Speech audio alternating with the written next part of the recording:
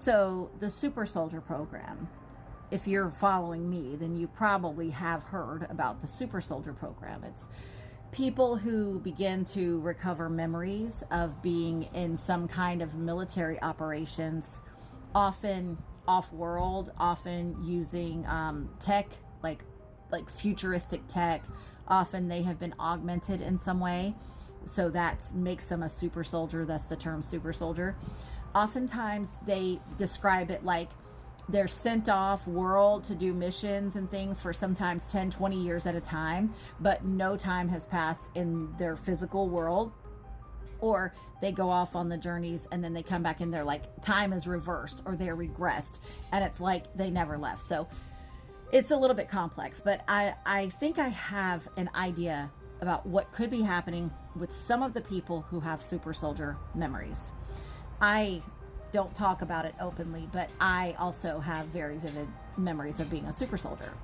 A lot of what I teach you and tell you, I learned in these operations that don't make any sense, that I couldn't have possibly have been on, but I have the memories from being on them. I have memories from utilizing the tech. I have memories of being in these off-world locations. So what I think happened, at least for me, I can't speak for anybody else, but as I dig down into it for myself, on behalf of myself, my working theory that I'm relying on at the moment and allowing it to coalesce and prove itself out, the most solid theory I have come up with is that when we were in these when we were taking out a class and we did the gate things, I think what they were doing is putting us in simulations. A lot of us remember being hooked up. We had the little headphones and we had the little things over our eyes looking for dots, and sometimes we had something to drink.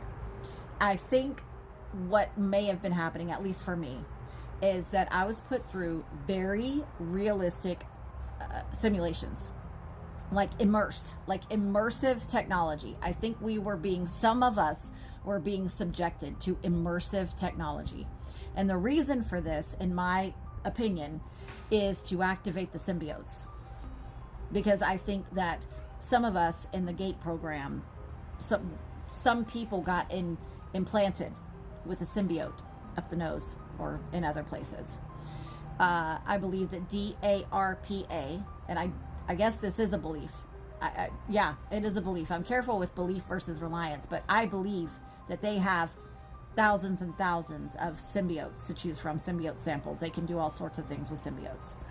And so I think some of us were implanted with them, and I think part of the reason, there were several reasons for these simulations, but at least one of the reasons was to activate the symbiote inside the body.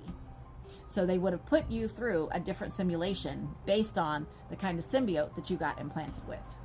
And you would register it as very real experiences because your consciousness did experience it, and it would get coded. It would get lacquered into the fascia. The fascia would create a record of it, and your fascia is your living antenna system, and that's where the memories start to eke out of. And I know that there was a time when they were trying to delete our memories because after the simulation, they do something to your mind to remove the memories so you don't remember it. So you just go home from school and you're like, I was at recess, but really maybe you spent 20 years fighting, insectoids or something on some other planet. I think that what happened, the reason we still have our memories, even though they tried to delete them, is because they were deleting them from here, but they're actually in our bodies. And I think what happens is that our fascia starts to unpack and unfold and release. I think that starts to move through our bodies, and then eventually it makes its way into our consciousness, into our awareness, and then we remember using this technology, being in these. I remember flying ships that are connected to my DNA, and I fly it with my consciousness. There's no switches or anything like that. I know that there's places I can access that I can just put my hand up. It'll look like a mountain, like the side of a mountain, but actually it's an entrance to somewhere, and I can just put my hand up and I can go in that way, just using my biofield as the security key. I have so many memories of things like this, and it would seem very, very real. This, in my opinion, this isn't real, not the way you think. Even within this, every individual is experiencing a different version of reality based on their own predilections, their own summations, how they sort, filter, and apply experiences. We're still only having our own individual experiences, and we're only having them in our minds, in our consciousness. I think we are in some kind of an immersive simulation, bio-organic, holographic simulation, living simulated system right now.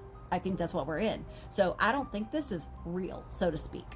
So if this clocks as so real the way that it does, then it stands to reason that other simulations would clock equally as real, which means they would be in our bodies. A memory of them would be in our bodies as though we actually really had these experiences, and we would stand all the way on business, 10 toes down. Yes, I experienced this.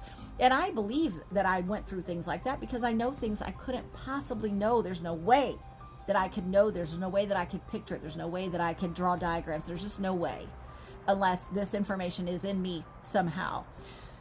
And it would also explain how people have said that, like, they were sentenced to like 10 or 20 years somewhere, like they were punished. You could be put in a simulation where you lived in that your consciousness was in that simulation for that amount of time, but no time passed here in the physical world, or very little time passed here, because you were immersed in a simulated reality. So this is just my 2 cents. This is my theory. What do you think?